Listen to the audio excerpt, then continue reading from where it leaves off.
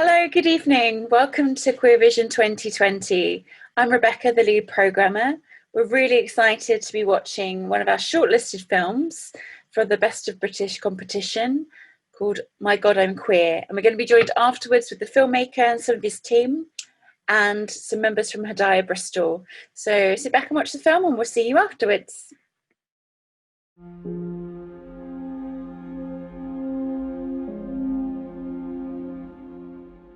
And telling people that it is okay for you to be Muslim and for you to be gay. Shame, shame, shame, shame, shame, shame. Okay.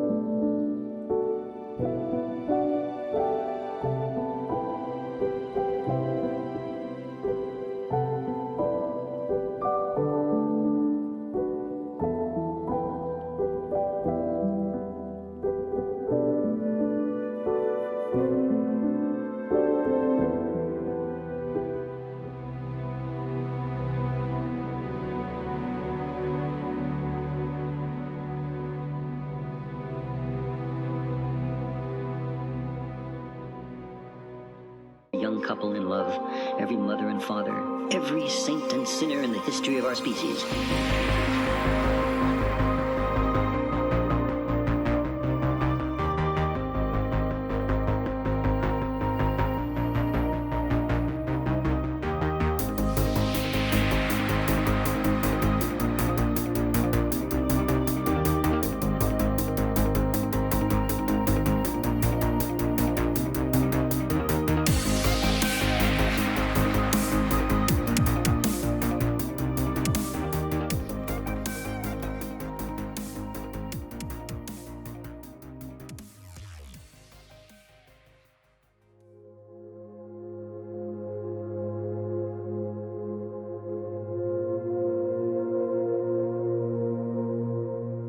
Matt Mahmood-Ogston is still struggling with the loss of the man he was due to marry. Dr. Naz Mahmood took his own life in July, days after telling his family he was gay. He loved his family so much that he never wanted to let them down. And in that moment, when he was forced to come out in front of the whole family in floods of tears, all he wanted was the unconditional love from his parents. But he was given the complete opposite and treated like it was a disease. He was told to see a psychiatrist to be cured of being gay because they'd heard it on radio programs. We have to do something to try and stop this from happening ever again.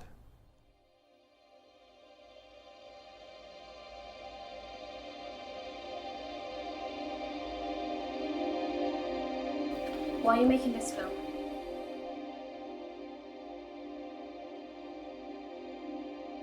What I really want to answer is the burning question, is that if there are more positive role models from a similar background to Naz, would that have made a difference to his family?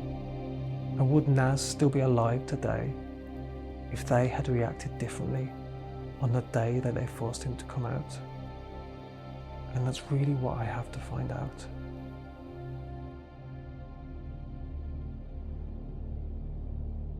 I am learning that the desire is not dirty, that I need not pray myself clean, that shame need not shove me to my knees, forehead to Zameen to bring me closer to my deen. My dua is love. My dua is love, it pours pure. Like Zamzam through my body, through her body, through my body, through her body.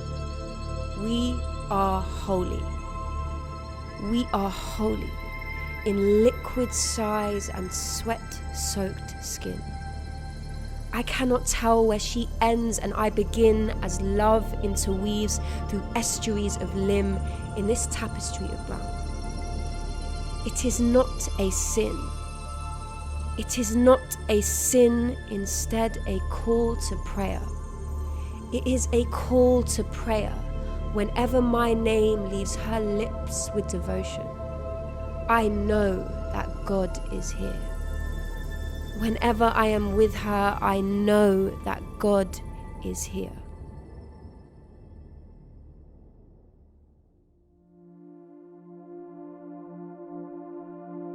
Love means that you trust someone. Whenever you think that person, you feel happy, you feel relaxed, smiles come on your face. That, oh my God, that person is amazing. He loves you, he like you. Whenever he touch you, your smile, your face is come like this, smiling face. Your eyes going to close. That, oh, your beloved person just touch you. I believe that is love. My name is Imran Yak and I was born in Pakistan. In London, I have nice life. But if I go back in my Pakistan life, like just my crying and just tensions, headache and just horrible, because Pakistan is the worst country for gay people, for homosexual. So I wanna spend my life just only with one person, and I know he is with me. He is honest, he is loyal. I don't wanna do any my past, what happened to me. That's why I just close myself. I wanna spend my life with that guy. That's it. He will come, I will cook food, we have nice dinner, go outside, go clubs, enjoy the dancing, watching the movies. So this is the life. After 5-10 minutes, then everything will be turned out nice smell, nice color, and then we can eat. I mean, if I got money, then I can make my own restaurant. So how would other people perhaps describe you?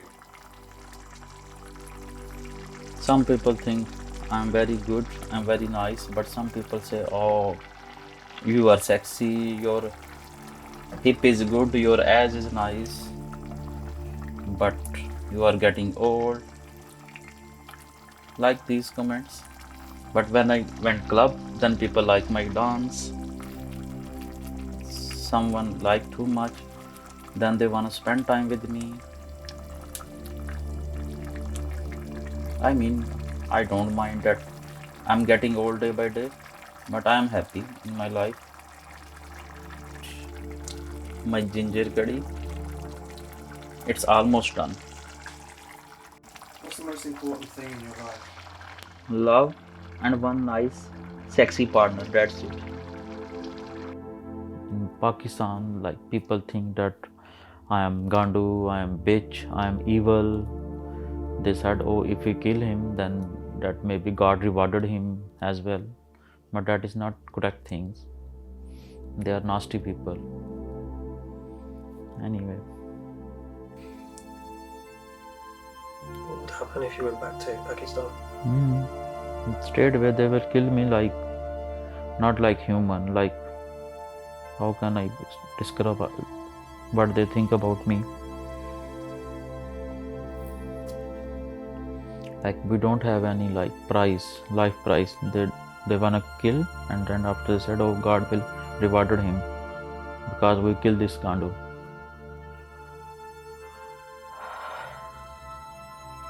My name is Kalim, and I was born in 1983, and I'm from Pakistan, and been living here since 2015 as an open gay. I like to explore. I like to live my life openly, and that's what my dream is. Yeah, I'm Muslim and I follow my religion since I was born, and I want to continue that. The consequences in Pakistan, if you being found to be in a relationship with the same sex person, so your life would be at risk and you would be killed. This is a birthday party of one of my friends. I done a little bit drag. Wow, I'm looking like a princess, like like a bird. Would you say that food is the way to somebody's heart? Yep, absolutely. Why do you think that? Yeah, if you cook someone, he will eat food, then he will enjoy, then he will think, oh my God, he cooked for me nice food, then he will fall. Not suddenly, but slowly. Love is the most important thing in your life. Even I don't want to remember that things.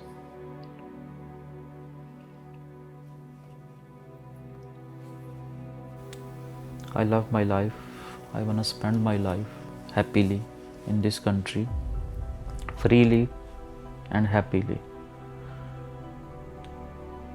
I don't want to lose my life, and I don't want to die.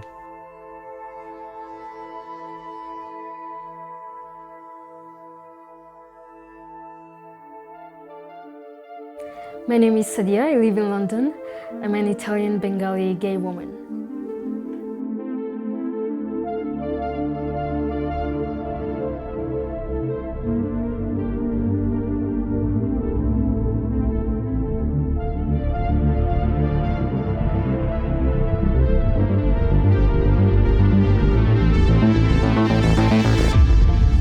I was born and raised in Italy, in Rome, and both my parents are Bengali.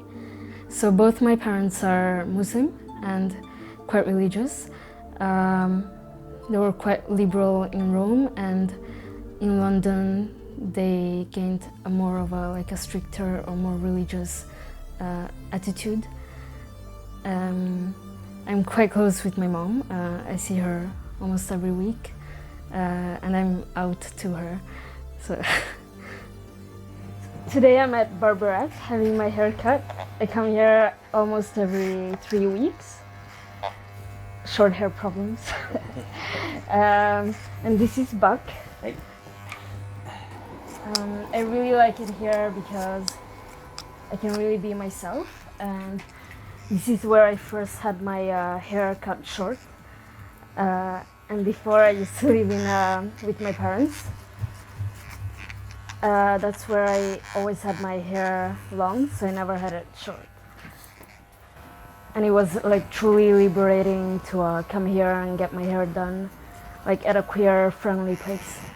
She looked at me. Yeah.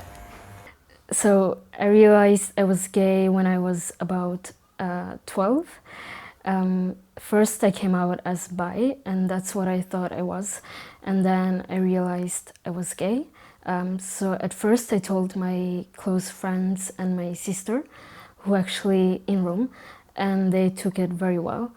So I was quite happy. But I knew that I couldn't come out to my parents because they're Muslim and I was living with them. So I thought I would be disowned. So I never came out to them at that point. So that was really hard for me. Then some years passed, and my plan was to always move out, become independent, so not be living with my parents. So that I could become independent and then come out to my mom. So do you normally have the same haircut or different each time? Slightly changes Yeah. a little bit every time, doesn't it? So it's always a bit similar but different. Yeah. Same dog, different leg. Yeah. I've never heard of that saying. Have you never heard that before? No. Is that a British thing? It's an Australian thing, I think. So yeah. What did you say? Same dog, different leg. What does that even mean? So my goal was to come out to my mom before I came back to London. So one day I picked up the phone in Paris in my flat. It wasn't planned, it just happened. And I called her and I told her that I was gay. At first she was crying, or I was crying as well. Surprisingly, she took it better than I expected, which was a surprise for me. She actually thought that it was sad. She was sad for me that I had to go through so much pain all those years whilst hiding my sexuality. So then the first couple of months she was in denial. And right now it's been 1 year since I came out to my mom. And we still have a good relationship.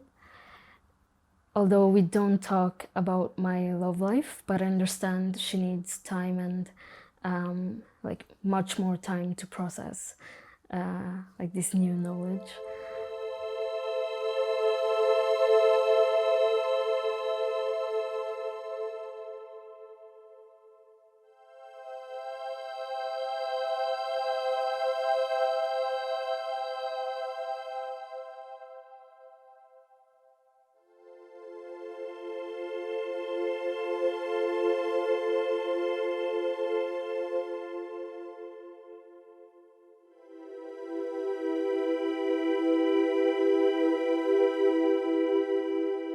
My name is Shamal Warich. I'm a British, South Asian, Muslim gay man, originally from Manchester, but now I live here in East London. I chose to come out to my mum first. I came out to her around about my mid-20s, and then I came out to my father a year later. I did it separately because I think I just wanted to process my mum's reaction first and then my father's. My mum was hugely supportive. It was quite anticlimactic in a way, because she just wanted me to be happy, and she wanted me to know that she was there for me regardless to who I was or what my sexual identity was. In fact, actually, I remember she was more horrified when she spotted tattoos on my body than when I came out as a gay man. So yeah, she was very supportive. I don't think she quite understood what it meant in the grand scheme of things. She still battles with the idea as to whether it's a lifestyle choice or whether it's something I'm born with. But she's getting there, and we're getting there. But I was just kind of blown away by her reaction of being so positive towards me being gay. My name is Amir Dean. I'm 30 years old. I identify as a gay man of South Asian descent, and I live in West Yorkshire. Hi, and I'm his husband. Hello. Hey, And I just remember he was just sat there and he was like, you know, with his ring finger, and he was like, I'm ready to be, you know, engaged, you know, by the way, just to let you know. And I was like, it's meant to be a surprise, but with him, it's always an organised surprise. And what was it like growing up for us? I think yours was very interesting. Yeah, so I come from an Orthodox Muslim family. I was raised as a Muslim, and we had quite conservative values growing up. You know, sort of praying 5 times a day, eating halal only, no alcohol, no sex before marriage, and certainly, you know, no homosexuality. That was the code. That was the code of conduct. I mean, you know, it was really orthodox. When I came out to my mum, the feeling before coming out was, you know, nervousness, fear, scared, all them emotions. And when I came out to her, it was quite an amazing moment because she did accept me. She gave me a hug and she said, it's gonna be okay. And I felt amazing in that moment. And then when, you know, my stepdad found out, that's when it sort of went a bit darker, because he was like, you can't see so-and-so, you know, to my mum, you can't see him. And I was really scared that I wouldn't be able to see my siblings anymore. And just fear, really. Advice I would give to a young person or someone that's coming from the same background as I have, you are the most important person in your life. Not anyone else, you are first. So find your tribe, make your plan, and go and find your happiness, because it's out there for you to get. I am Farhan Khan, and I come from Glasgow, but now I live in London, and I identify as a queer Muslim, and I'm of mixed Afghan and Punjabi heritage. So my childhood was quite idyllic. I grew up in a suburb of Glasgow, and you know, my mum and dad kind of always wanted to have a boy. So yeah, there I come along after a couple of sisters, and I was showered in love. So growing up, even at primary school, I started to realize that I was probably a little bit different to other kids. Like at primary school, I was into The Little Mermaid and lots of really, I don't know, like, I guess girly things. Other kids at school, especially the boys, were a bit perturbed as to why I would be into all these things. But at the same time, I was into Teenage Mutant Ninja Turtles and all that stuff as well. It's only, you know, when I got to the later stages of primary school and people started to use the word gay as a negative. At the time, I didn't know what gay meant, but I knew I didn't want to be gay. I did the typical Asian thing and bought a bloody BMW, didn't I? That was, but I suppose, for Asians, it's a little bit of a kind of like, a little bit of a dream, like, you know, whether you like it or not, you know, you do get a lot of kudos if you've got a nice car as an Asian. It shouldn't necessarily be that way, but I don't know. I think that it's extremely important for LGBTQ people to be visible in the media, because for so long we've had to stay hidden. You know, it was only 50 years ago, roughly, that you know, homosexuality was partially decriminalized. And when I was at school, it was illegal for the teachers to even discuss homosexuality because it was deemed to be a pretended familial norm. So I started getting into mechanics simply by being Scottish and being really cheap and not wanting to pay a garage to do work on my car when I thought maybe I could just do it myself. Oh. I just happen to be a dab hand with a motor car. Oh. Well, here we have my pollen filter. Oh, that's my pollen filter. I think I might have broken it. Yeah, I have. I've broken it. My name's Saima. I'm from Birmingham, a proud Brummie, born and bred, also a proud Pakistani Muslim woman, and surprise, surprise, I'm a lesbian. I grew up in a single-parent family. My poor mum was a child bride.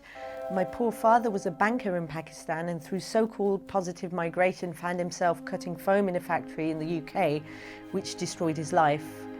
I have one brother who's a little bit older than me, and I had a lot of love from my mum's family growing up, a lot of love. So I've grown up in a Muslim family. I identify as a Muslim myself. I'd say in my young teenage years, I had a lot of faith, and as I got older, I started getting very angry with the patriarchy and the cultural values that the patriarchy throw and impose on our community. And actually that made me kind of take a bit of a back step away from faith in my early 20s. However, as I got older, I realized that the patriarchy can be challenged too, and actually are part of the problem. A year and a half ago, I started my own business. It's a socially conscious business. I own a floating hotel in Birmingham city centre. It's one of a kind, and I have a social mission of hopefully diversifying the canals by setting up a foundation. Hello and welcome to Botel Birmingham, Birmingham's only floating hotel. You are currently in the lounge. We are now coming into the kitchen, which has all the amenities of a good hotel, a cooker, a sink. I've lived on the water for 8 years, and it's very white, it's very middle class, and me myself coming from inner city, Birmingham, when I think about the kids I went to school with who have kids of their own, they're still not experiencing these things in our great city. And I really want to create access for them to experience these experiences. What I love about being on the canal is the fact that we're all different, but we all put our differences aside and get on. The fact that we are boaters, I've been on the water for 8 years now, and we are vulnerable. We are more vulnerable than you are in a house, but that's even more reason for unity and for us to stick together. And I think that's one of the most wonderful things about living on the water, is our differences and the way we put our differences aside and come together every day. I myself wouldn't have made it this far if it wasn't for my boat family. So, you know, I have my blood family, but I also have my water family, which is just wonderful. So, you know, for me as well, when there's people walking past, and especially if they're people of colour, we'll make an extra effort. I'll stop my boat, you know, I'll wave, and that's why I play South Asian music as well, because that attracts people, you know, they recognise the music. And then, you know, you see people like I'm seeing now, wave at them, you know, and for me, it's about getting my communities onto the water. So you guys can do this as well yourself, you know. And just by having that visibility of, for young people especially, you know, having that visibility of positive role models, regardless of anything else to do with your life, you know, but positive role models is really important. It's one of the reasons I do this.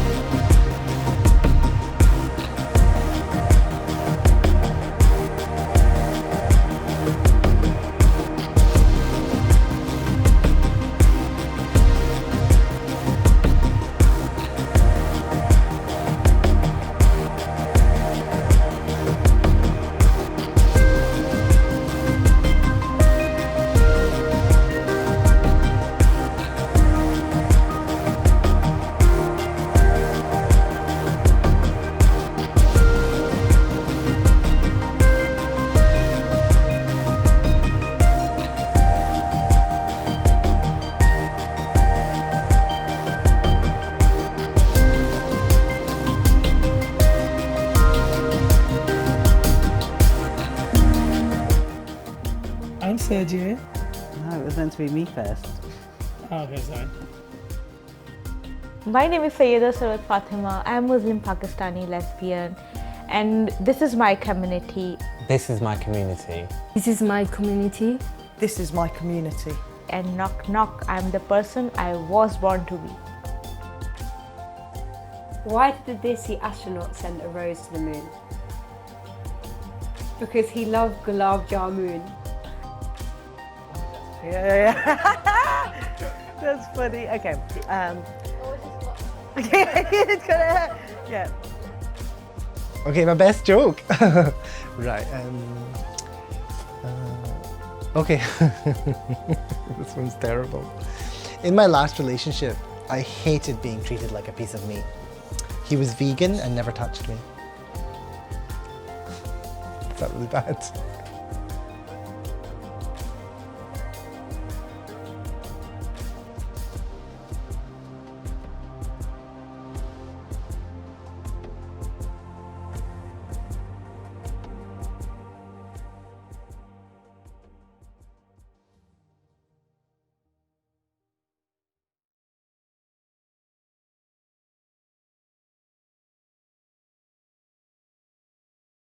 Well, welcome back. I'm really pleased to have with us now the filmmaker and producer, as well as one of the participants in the film, and a few members from Hidaya Bristol. So I'm just going to ask everyone to introduce themselves. Hi, my name is Matt Mahmood-Ogston. I'm the founder and a trustee of a charity called Nazamat Foundation, and I'm also the director of My God, I'm Queer. Hi, I'm Meera Misty. I'm the producer for My God, I'm Queer, and I also do activism with the Nazamat Foundation. Hi, my name's Saima. I'm a community activist from Birmingham, and I guess I came into activism when we had a series of anti-LGBTQI protests in Birmingham, and I'm also the chair of an organisation called Seeds that was created as a direct response of those protests. Hi, my name is Osman. My pronouns are he, him. I identify as a gay Muslim man, and I volunteer for an organisation called Hidaya, which supports LGBTQI plus Muslims so that we can counter discrimination, prejudice and injustice. Hi, I'm Asia and my pronouns are she, her. I'm also a volunteer with Hidaya and an activist in this area. I mean, My God, I'm Queer. It started as a small idea last year in 2019.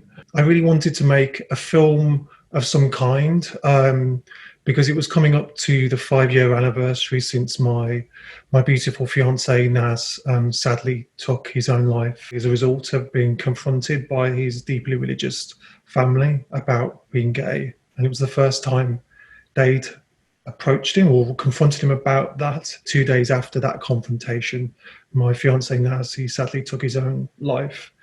And so in 2019, it was going to be a 5 years since he sadly passed away. And I wanted to make a film that would somehow not only allow people to remember Naz or for people to get to know Naz who'd never met him in person before, but I also wanted to create a film that wouldn't somehow be a positive platform that would allow our very negative and very tragic story to be able to be used to somehow inspire or influence a more positive narrative about acceptance, being yourself, and in the words of our charity's motto, it's be the person you were born to be. So I had this idea that I really wanted to make a film, and then I was actually on the way to the Hidaya Christmas party in Birmingham actually, and I met Meera for the first time.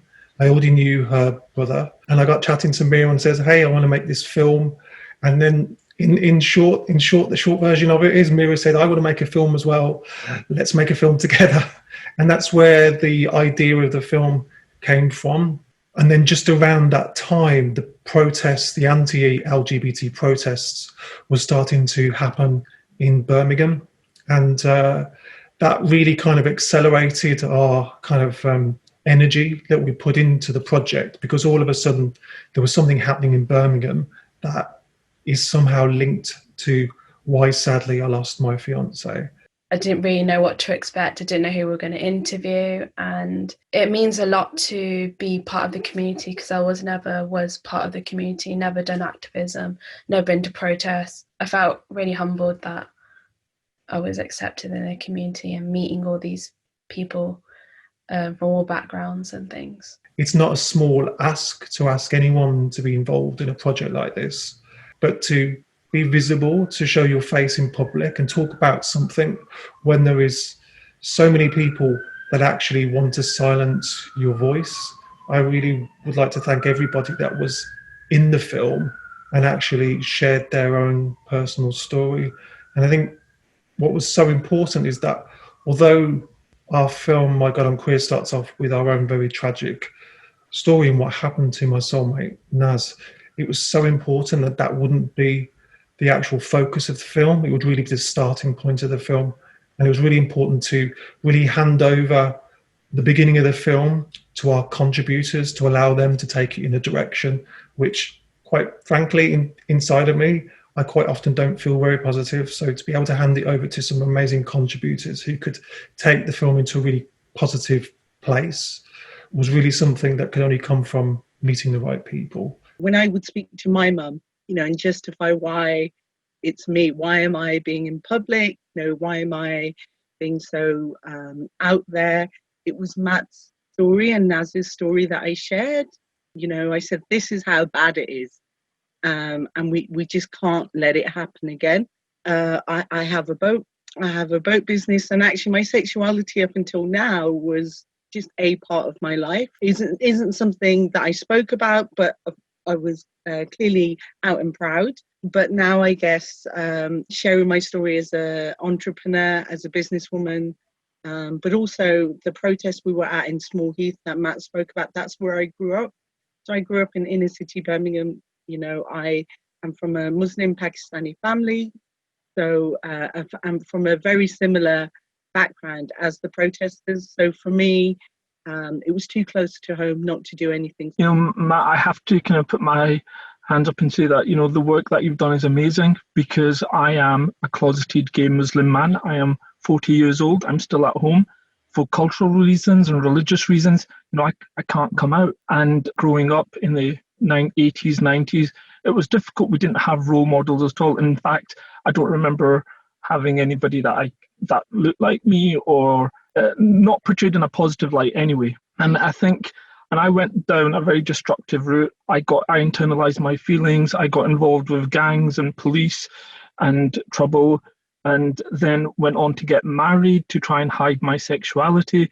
And if I'm honest with you, if Hidaya hadn't come along, I probably would have went down a darker route as well. And this is why I think this film is very powerful, because if the younger me had seen this film, I would have said, wow, there is people like me out there. So I just want to say thank you so much for this film, because like you said, it focuses on the positive side of being out and proud. And I think that's really important. I'd never done a Pride March up until last year when we led it. When my mum saw the pictures from Birmingham Pride, she saw Mika Khan and Andrew Moffat, who was the head teacher, mixed into the protests. He's a queer man himself. And she saw those pictures and I was like, no, it's fine, Mum, there's going to be loads of people. And of course it's PR, and the pictures were out there, well, the three of us at the front. But she didn't quite understand. Now, my mum hasn't seen this film yet, but she did see the pictures later on from London Pride. And at London Pride, another organisation like Hidaya called Iman, and they were at the front, and I joined them and led. And my mum saw those pictures, and there were elderly, queer Muslim people, there were young people. And at that point, she's never questioned, said, she was like, oh. And I think for her, it was seeing the elderly people as well and saying, oh, okay. Even though I'm quite young, I hadn't seen any queer Muslim representation until I found organisations like Hidaya. And especially last year, because I'm from Birmingham, I was seeing on headline news what the protests that were happening. And because I wasn't out to my family, it was really difficult to watch it and not be able to react or say what I wanted to say. And sometimes even hearing my parents agreeing with what they were saying on TV. Seeing films like the one that you've made and seeing that representation is so important, to have a safe space for people who maybe aren't ready to, be at the forefront of activism, but want to begin to explore what their identity means and where they can find role models. I'd say one of the most wonderful things has been is the people who reach out, and these are queer Muslims from all over the world. Asiya, some even younger than you. I'm 35 now, so I'm quite old. But actually, young people from, I grew up in Small Heath, so young people from Small Heath, young people from inner city Birmingham, but from all over the world. And actually, that's the most important thing, especially the role that organisations like Hidaya play is really important, because young people haven't got anywhere to go. And actually, in this heteronormative society, queer people don't have safe spaces. So if you're a minority within a minority, which we are, then where do we go? There's nowhere to go. So I think this is fantastic, and it's hopefully the start of good things to come. I was really moved by the start of the film, and my heart goes out to you, Matt. And then watching the other people in the film, I'm not going to lie, I did feel quite envious and even jealous, because it's the situation I would like to be in. I wish I wasn't in the situation I am. I am a carer for my dad, so which means that I can't move out. Financially, I'm quite stable. However, in terms of my family unit, I don't have that support. So I'm kind of stuck in limbo. So I did feel a little bit envious. However, at the same time, the work I do with Hidaya is so important because the sad reality is the vast majority of LGBTQI plus Muslims are not out, whether that be for religious reasons or cultural reasons, and this is why I do the work I do. And I said at the start, that I went down a destructive path. And that was really just internalizing my feelings. I wanted to push my family and friends away. I was angry at myself. I felt wrong and different. However, after my own experience, I decided that I had to do something. I came back from Mecca, did a holy pilgrimage, and that's when I did a lot of soul searching. And I wanted to make a positive change and started doing the work we do. So here at Hidaya, we go to schools, universities, we do lots of stuff in media in terms of visibility and raising awareness. And it's and we're all volunteer led. None of us are getting paid for the work we do. We do this because we feel passionate about helping people in similar situations as ourselves.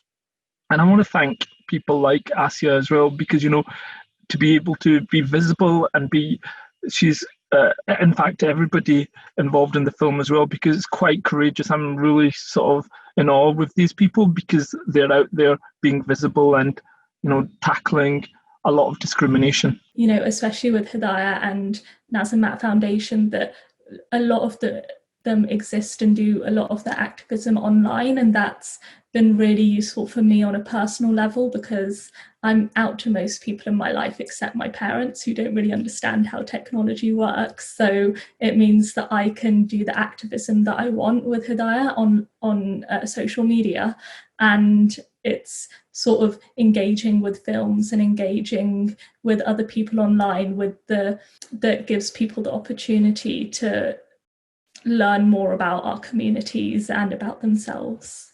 I'd say it has been difficult, like from my mum, why you, always why you, why does it have to be you? But at the same time, Naz isn't here now. And what I remind her is, and there's been other incidents that I can't talk about, but we've all seen people in our communities who have lost their lives, and we haven't spoke about it because we can't talk about it. But, these things do happen. And it was those stories that I shared with her and the difficult conversations. Now, even when it comes to my activism, I'm not just queer. I'm also a Muslim. I'm also a Pakistani woman. And I guess the way I've managed to have my family on side is the fact that and Seeds especially, we don't just fight queerphobia. We first and foremost fight Islamophobia, because when the school protests were happening, and Asya, your parents as well, and my mum as well, was telling me things, and I was just like, what planet are you on? This is misinformation, this is fake news.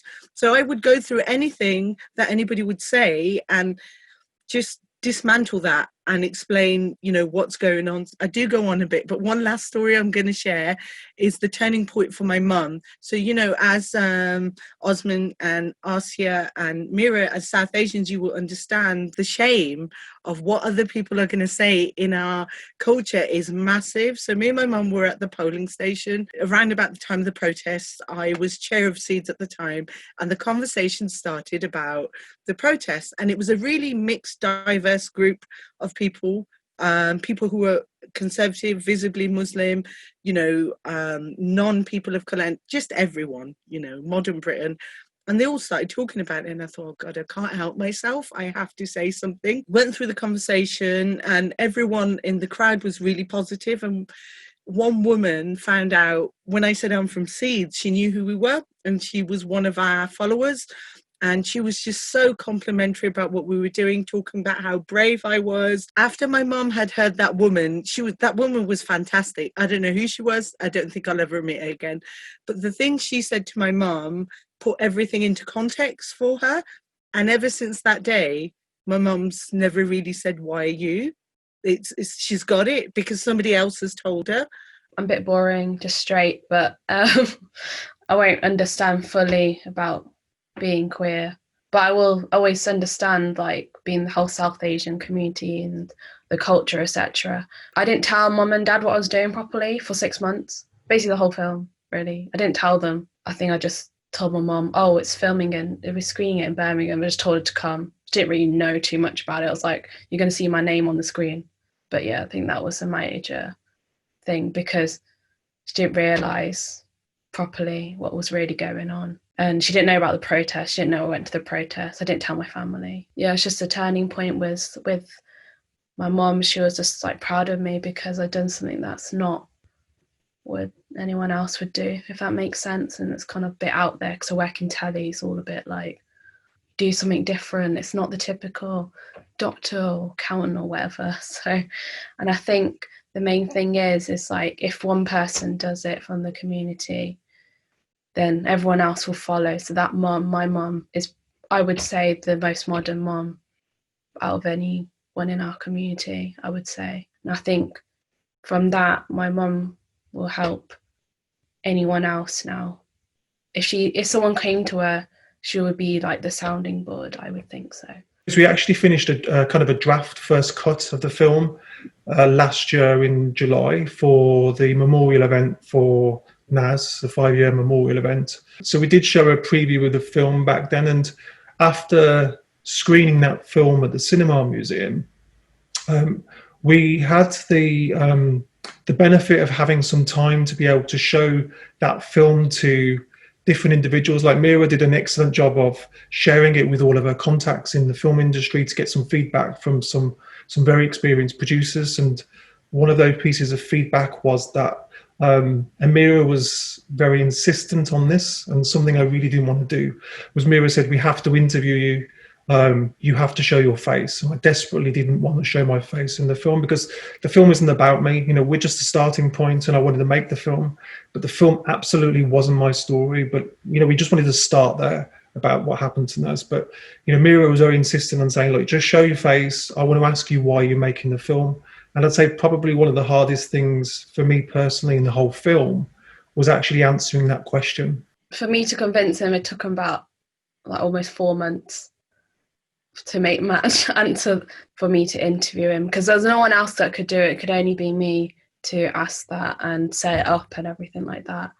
But I think Matt's realised now how important it is, because everyone is so drawn to that specific part and then feels the flow of the film, because it was just something, just that tiny bit missing. I talked to like so many people and they were like, you have to do it, no matter how hard it's going to be, you have to. And I was like, okay, I'll try my hardest to however long it'll take.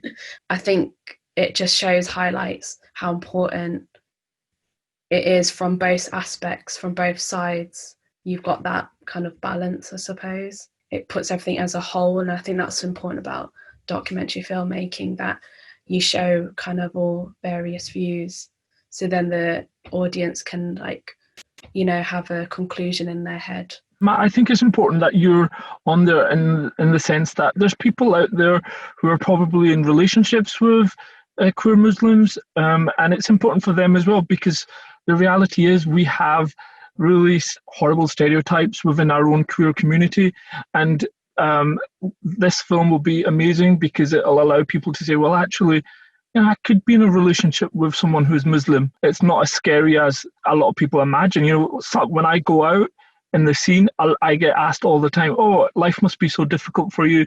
And you start having these really uncomfortable conversations with people in the middle of a nightclub or in the sort of most inappropriate places. And you think to yourself, you know, actually, this film really is good in reflecting, you know, that we are all normal human beings just like everybody else. And I think that's quite positive that you did actually take part in the film. I mean, that's really positive to hear. I think the reaction that you see when I'm trying to answer the question on the camera is my real reaction of partly being frustrated with Meera for asking me the question, but also partly on the fact that I couldn't actually articulate the response that I wanted to say, because ultimately if I did say the thing that was on my mind, I realised there was no going back once that was said on camera. I would like to think that, this is volume 1, and we will continue to actually go deeper into people's stories, but also continue on this journey of extending it to more contributors, because what we can't allow to happen is for the world to think that it is just our handful of contributors to this film. It isn't just us. There are far more people out there, and I would really love to see the film inspire even more people to want to take part, and for us to be able to extend it to perhaps even more of a community project where more voices can actually be shared. Was there a sense of, I guess, being a white man who is not Muslim and inviting people to be able to speak to their experiences? How did you find your way into that?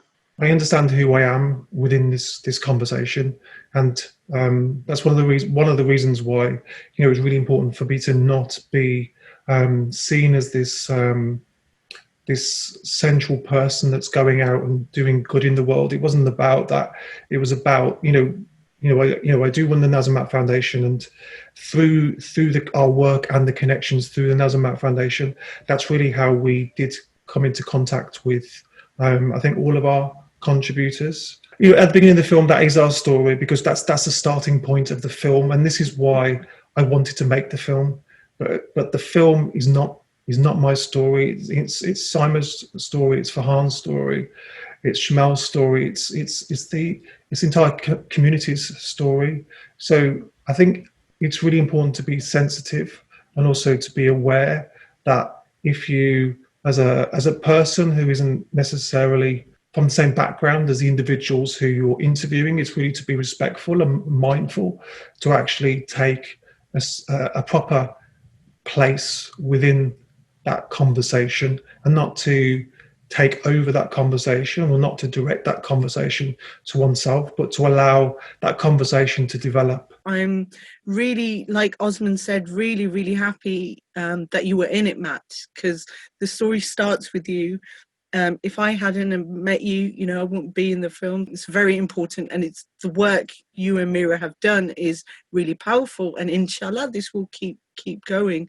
But I think as a community, we're a queer community, and we all need allies, and as a marginalised group we've got to stick together. So yeah, you deserve this, Matt. You did it. It's your story. Allyship is so important, especially when this is not just a one-off thing. Like, every single day we're fighting for acceptance and for our rights, and we need allies to help support us and give us platforms like you were doing. So I think it's also a really good example to talk about the process and how you were involved in it, as an example to other people, so that they can learn how they can be good allies for our community and uplift our voices. And actually, I just want to take a moment to thank Meera, as a straight South Asian, for taking on this story and actually making it happen. We need more allies like Meera, so thank you for what you do. Oh, thank you, guys. Thank you for... I've got no words for that. I just want to say thank you. I feel honoured, because joining the community, it was such a big thing, because I've never met any people from all of those kind of backgrounds, so I always feel honoured to be accepted. I just wanted to ask everybody any closing comments, and also I guess what is your hope for the future, or what do you feel like is the most urgent thing at the moment? Personally, I'm looking forward to the next series, the next volume. I think the next urgent thing is to have kind of stories, personal journeys from lots of different people. Matt, if you could focus on getting more people together and more kind of a variety of people, that would be amazing, from different cultures, different countries. I think that's really needed, because for Hidaya, for example, we don't have enough trans voices. Trans women of colour, trans people are really marginalised, and we need to give these people voices. So if you do another series, I think please include their experiences as well. Keep up the good work.